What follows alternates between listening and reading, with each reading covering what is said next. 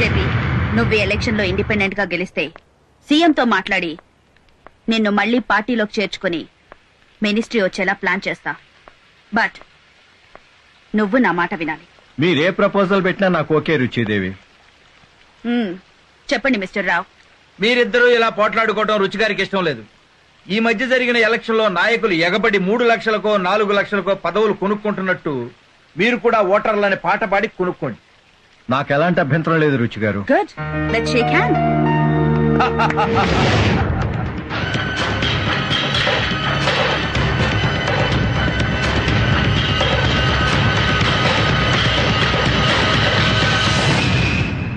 మన నియోజకవర్గంలో మీ లేబర్ ఓట్లు 20,000. ఈ వేలం పాటలో మిమ్మల్ని ఎవరు పాడుకుంటే వాళ్లకే మీరు ఓట్లు వేయాలి. ఓట్లు వేయడానికి మీకు డబ్బులు సారా ప్యాకెట్లు ముఖ్యమా? మీకు సేవ చేయడానికి మంచి ఎమ్మెల్యే ముఖ్యమా? ఇవాళ రేపు ఎమ్మెల్యే గెలిచిన వాడు రాజకీయ నాయకుడుగా మారిపోతున్నాడు తప్ప ప్రజాసేవకుడుగా ఎవరు మిగలట్లేదండి. కాబట్టి ఏలం పాటలో పడితే మాకు డబ్బు ఇవ్వండి. ఎవరెక్కువ డబ్బులు ఇస్తే వాడికి ఓట్లేస్తాం. 20,000 ఓట్లకు దేవుడి పాట 10 లక్షలు, 15 లక్షలు. జేపీ పాట 15 లక్షలు, 20 లక్షలు. భగవంతుని పాట 20 లక్షలు, 25 లక్షలు, 30 లక్షలు, 35 లక్షలు, 40 లక్షలు, 45 లక్షలు, 60 లక్షలు, 65 లక్షలు, 80 లక్షలు. భగవంతుని పాట 80 లక్షలు, భగవంతుని పాట 80 లక్షలు. ఒకటోసారి, రెండోసారి, మూడోసారి.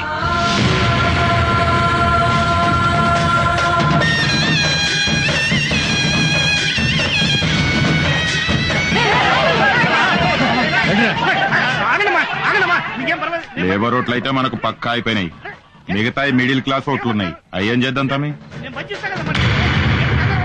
భగవంతుడు కొట్టెలి గుర్తుకే, కొట్టెలి గుర్తుకే, కొట్టెలి గుర్తుకే. భగవంతుడు, భగవంతుడు, భగవంతుడు, భగవంతుడు.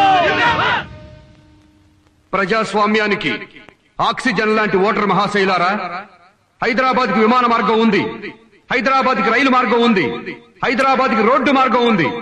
కానీ హైదరాబాద్ కి సముద్ర మార్గం లేదు.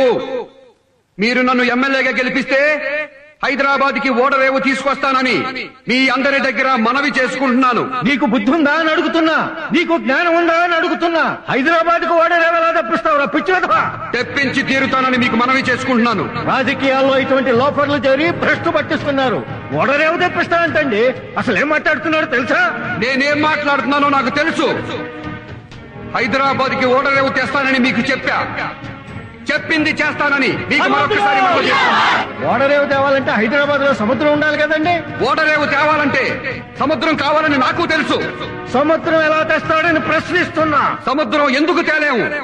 1947 సంవత్సరానికి ముందు మన భారతదేశానికి స్వాతంత్ర్యం ఉందా? లేదు కదా. అంత పెద్ద భారతదేశానికి స్వాతంత్ర్యం తేంగా లేంది ఇంత చిన్న హైదరాబాద్ కి సముద్రం తేలేవా? సిగ్గుచేటు, స్వతంత్రాన్ని సముద్రంతో పోలుస్తున్నారు. భగవంతుడు, ఇలాంటి వాళ్ళని పాలిటిక్స్ నుంచి తరిమేయాలి. భగవంతుడు, సొసైటీ నుంచి బహిష్కరించాలి. భగవంతుడు, అసలు ఈ భూమి మీద నుంచే ఎలిమినేట్ చేయాలి. జై జై.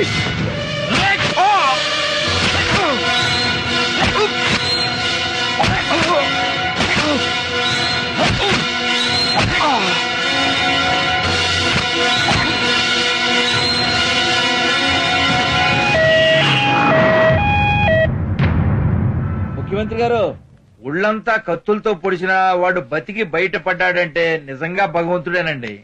ప్రసాళ్ళంతా గొడవ పెడతాంటే ఇప్పుడే మాట్లాడమని పంపించా. నన్ను చంపాలనుకుంది నా ప్రత్యర్థి జేపీ గారు. బై ఎలక్షన్ లో నా సీట్ నీకు ఎలా ఇస్తారా? ఎలక్షన్ లో తప్పుకో లేదా చంపుతానని నాకు నామినేషన్ రోజు వార్నింగ్ ఇచ్చారు. కమిషనర్ గారు, జేపీని అతని అనుచరుల్ని వెంటనే అరెస్ట్ చేయండి. అధికార పార్టీ అభ్యర్థి భగవంతుడి మీద జరిగిన హత్యాయత్నంలో ప్రధాన నిందితుడు జేపీని అతని అనుచరులను ముఖ్యమంత్రి ఆదేశాల మేరకు అరెస్ట్ చేసి రిమాండ్ కు పంపించారు. ఆయన అనుచరులలో కొందరు ఎంపీటీసీ, జెడ్పీటీసీలు కూడా ఉన్నారు. రాజా, ఎక్కడికి లేస్తున్నావు? జేపీ వాళ్ళ అనుచరులందరూ జైల్లో ఉన్నారు. ఇక నేను ఎమ్మెల్యే అయిపోయినట్టే. ముందు నీ ప్రాణాలు ఇంపార్టెంట్ రాజా. ఇంకా 10 పోట్లు పొడిచినా నాకేమీ కాదు. నా పేరు భగవంతు భగవంతు భగవంతు. ఇది గుండె, ఇక్కడ పొడవను. ఇవి మూత్రపిండాలు, ఇక్కడ పొడిచిన ప్రమాదం, పక్కన పొడుస్తాను. లివర్ మీద పొడిచిన చస్తారు కాబట్టి పొడవను. ఇది వెన్నెముక, ఇక్కడ పొడవను. ఇక్కడ ఇక్కడ ఇక్కడ పొడుస్తాను. ఇక్కడ ఇక్కడ ఇక్కడ. చనిపోకుండా ఎక్కడెక్కడ పడవాలో నీకు తెలుసు కదా? తెలుసు. పొడిచేసే.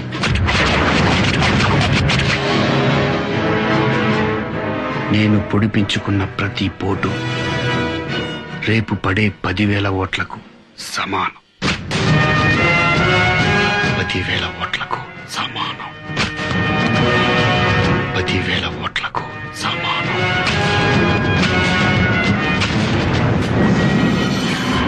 ఓట్ల లెక్కింపు పూర్తయింది. జమీర్పేట అసెంబ్లీ నియోజకవర్గ బై ఎలక్షన్లలో అధికార పార్టీ అభ్యర్థి భగవంతుడు 50,000 ఓట్ల మెజార్టీతో గెలుపొందారు.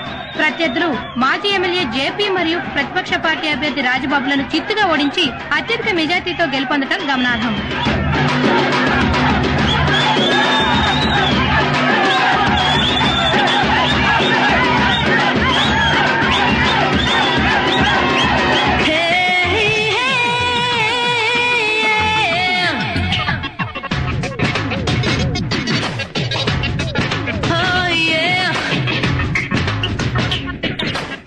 ఇదేనా?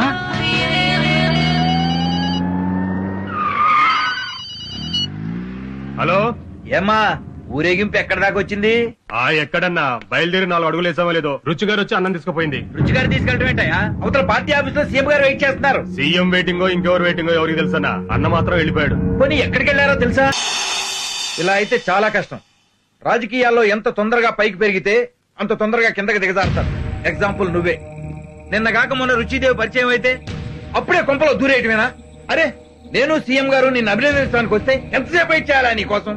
నువ్వెవరో, నీ బ్యాక్గ్రౌండ్ ఏమిటో తెలియకుండా నిన్ను ఎమ్మెల్యే చేస్తే ఇలా పొరంబాగులా బిహేవ్ చేస్తావా? అసలు బుద్ధిదా నీకు? ఎమ్మెల్యేని, ఒక నియోజకవర్గానికి ప్రతినిధిని నన్ను పట్టుకుని నిలబెట్టి మరీ పోస్ట్ మార్టం చేస్తావా?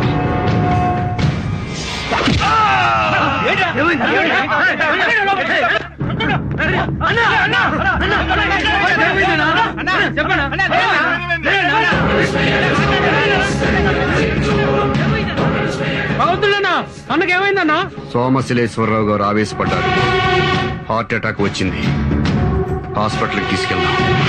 తీవ్ర గుండె నొప్పితో హాస్పిటల్లో జాయిన్ అయిన అధికార పార్టీ ప్రెసిడెంట్ సోమశీలేశ్వర ఆరోగ్య పరిస్థితి ప్రస్తుతం బానే ఉంది. ఆయనకు బైపాస్ సర్జరీ చేశారు. ప్రస్తుతం ఆయన్ను ఇంటెన్సివ్ కేర్ లో ఉంచారు.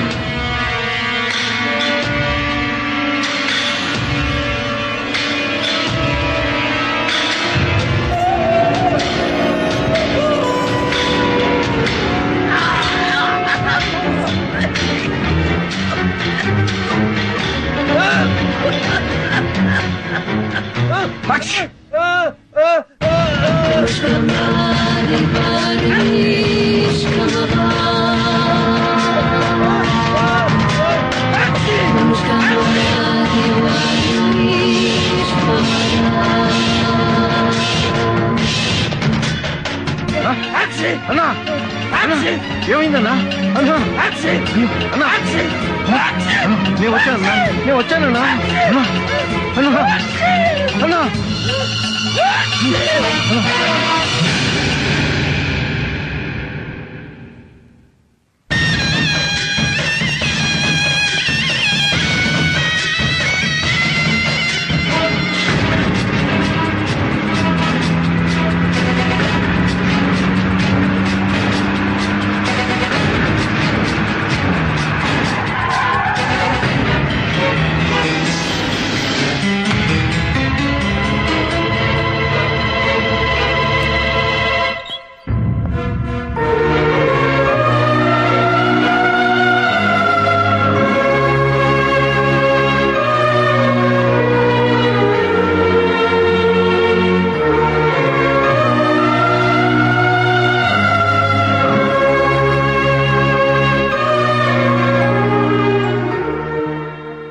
రోజే సిజేరియన్ చేయాలన్నారు.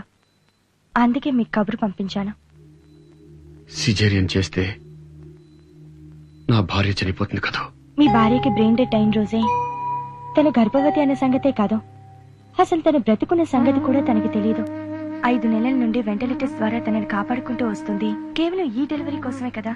ఈ డెలివరీ అయితే తన ప్రాణమే పోతుంది. అలా కాకపోతే తన ప్రాణంతో పాటు బిడ్డ ప్రాణం కూడా పోతుంది. నా భార్య చనిపోకుండా డెలివరీ చేయలేరా సార్? భగవంతుడు గారు సంతకం చేయండి.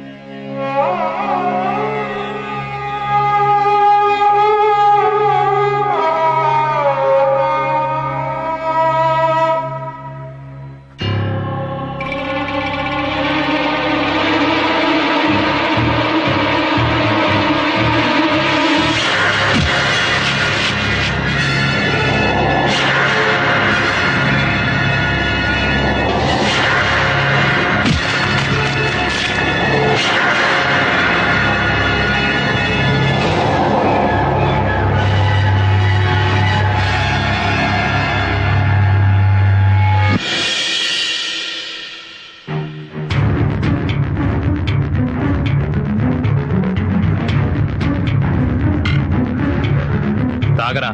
నాకు అలవాట్లేదు, నేను తాగను. సీనియర్ ని చెప్తున్నాను, తాగాలి. తాగుబే. నేను తాగను. దీన్ని పైకి తీసుకురండ్రా. ఇది పట్లోడిదేయండ్రా.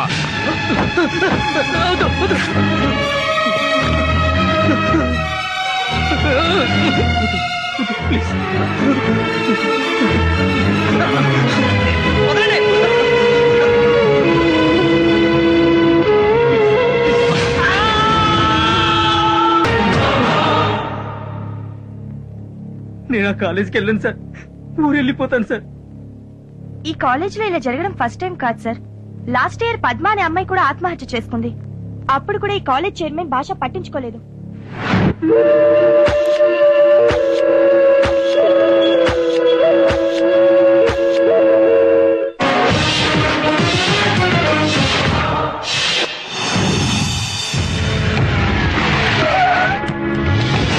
ప్రిన్సిపల్, ఎస్, మీ కాలేజీ సీజ్ చేస్తున్నాను.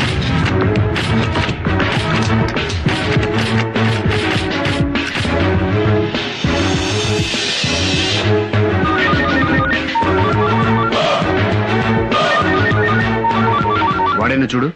అవును సార్, కాలేజ్ చైర్మన్ భాషనే. మంచి. చెప్పండి భాష, నేను ఎస్ఐ రమేష్ మాట్లాడుతున్నాను. సన్నాసుల్లారా, స్టేషన్ లోనే మిమ్మల్ని మర్డర్ చేస్తా. ఏయ్, నా కాలేజ్ అని తెలిసి మూయిస్తారా మీరు? రేయ్ బద్మాష్, ఒకే ఒక గంటలో నా కాలేజ్ ఓపెన్ కావాలి, లేదంటే మీ పోలీసుల ఒంటి మీద కాకి బట్టలు ఉడదీసి నా ఇంటికి డోర్ కర్టెన్లు గుట్టిస్తా. ఆ హౌలేగానికి చెప్పు భాష ఫోన్ చేసిండని. ఆ సిఐ గాడు నాకు వెంట్రుకతో సమానం బే. మా మీద మీ జులుం దగ్గాలే, లేదనుకో రాష్ట్రం మొత్తం అల్ల కల్లోలమైతది. మా వాళ్ళ కాలేజీలను మూయించాలని చూసిండ్రో ఖబర్దార్. సన్నాసులారా, స్టేషన్ లోనే మిమ్మల్ని మర్డర్ చేస్తా. నా కాలేజ్ అని తెలిసి మూయిస్తారా మీరు? మేమంటే అంత చులకనారా మీకు? పోలీసుల ఒంటి మీద కాకి బట్టలు ఉడదీసి నా ఇంటికి డోర్ కర్టెన్లు గుట్టిస్తా. మా మీద మీ జులుం దగ్గాలే, లేదనుకో రాష్ట్రం మొత్తం అల్ల కల్లోలమైతది.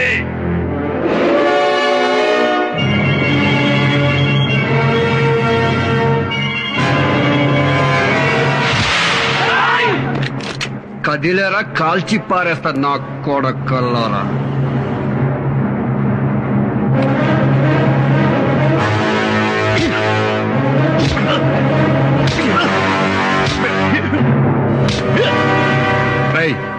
నేను ఎందుకు కొట్టానో తెలుసా? నన్ను అమ్మనా బూతులు తిట్టావని కాదురా, నన్ను పీకుతాను పిసుకుతాను అన్నందుకు కాదురా.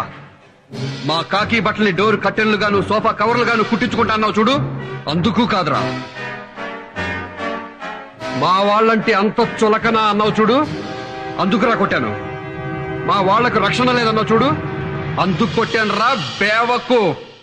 రేయ్, ఇది హిందుస్థాన్ అంటే హిందువులకు మాత్రమే స్థానం ఉంది, ముస్లింలకు స్థానం లేదనా? హిందుస్థాన్ పెట్రోలియం అంటే పెట్రోల్ బంకుల్లో ఓన్లీ హిందువులకే పోస్తారా, ముస్లింలకు పోయిరా? రేయ్, నీతిగా బతికితే మతాలనేది చూడకుండా ఈ దేశంలో భారతరత్న ఇచ్చి మరీ గౌరవించారా. ఇదే దేశంలో నేరం చేస్తే ఎవరికైనా ఉరిశిక్ష వేశారా. రేయ్, అబ్దుల్ కలాం ఎవర్రా? కమ్మ, కాప, రెడ్డా మైనారిటీ కాదా? ముస్లిం కాదా? ఇంకా మైనారిటీ మెజారిటీ అని ఫీలింగ్ ఏంట్రా? అవులెక్కి బాల్. మైనారిటీ తప్పు చేస్తే కేసు పెట్టకూడదా? చట్టానికి నువ్వు ముస్లింవా, హిందూవా, క్రిస్టియన్ అన్నది కాదురా, నేరం చేశావా లేదా అనేదే ముఖ్యం. ఇంకొకసారి మతం పేరుతో రాజకీయాలు చేశావనుకో, కోసి కైమా చేస్తాను. నాకు